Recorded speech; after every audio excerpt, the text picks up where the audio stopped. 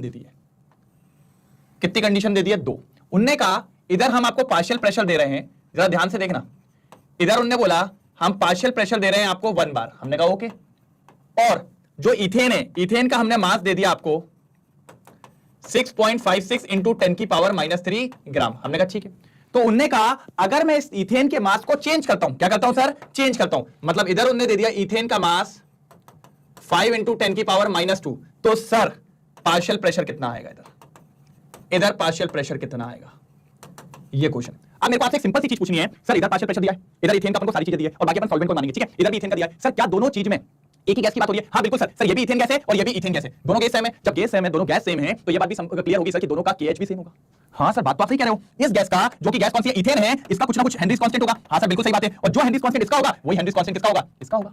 होगा कि नहीं होगा? हाँ सर ये तो फैक्ट है, तो मतलब इस वाले से अपन निकालते हैं KH और वहां रख देंगे अपन KH। बात समझ गए? हाँ सर कुछ तो समझ में आ रहा है, तो सर ठीक है, जब आ रहा है तो कर लेते हैं, क्या दिक्कत की बात है? चलो फटाफट निपटाते हैं, आ जाइए। सर अगर हेनरीज कांस्टेंट को देखो तो क्या होता है?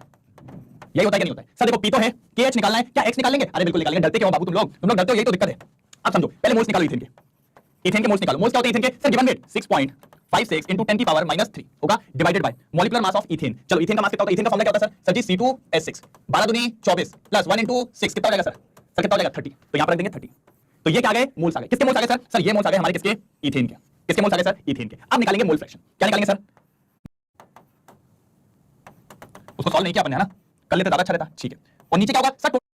बचपन में पढ़ाई थी, होता है क्योंकि कंपैरिजन। अच्छा इसको सॉल्व जब करोगे ना, x वाला जो देता हूं तो यहां से KH की वैल्यू निकालो। सर KH की वैल्यू निकालनी, x को ले जाओ, तो फाइनली KH की वैल्यू आ गई। समझ? और इसको नोट डाउन करो, फिर मेरे को थोड़ी चीजें हटानी पड़ेंगी। अलग होता है ऑफ 1.67 इंटू 10⁻³ क्या जाएगा? 10⁻³ डिवाइडेड बाय x। ये क्या आ गया सर? x इथेन आ गया। अब चलो भैया किस पे? Henry's law. हेनरीज लॉ क्या बोलता है? P = KH x ethane. ये KH का है, ये रखा है नीचे sir x upon 2.18 into 10⁻³ sir x ethane का ऊपर रखा है सर। अगर आप ध्यान से देखो तो x दोनों के यही था सर, मोल्स ऑफ सॉल्वेंट। मुझे जरूरत नहीं पड़ी, अपने आप पड़ गए, ये अपने आप पड़ गए।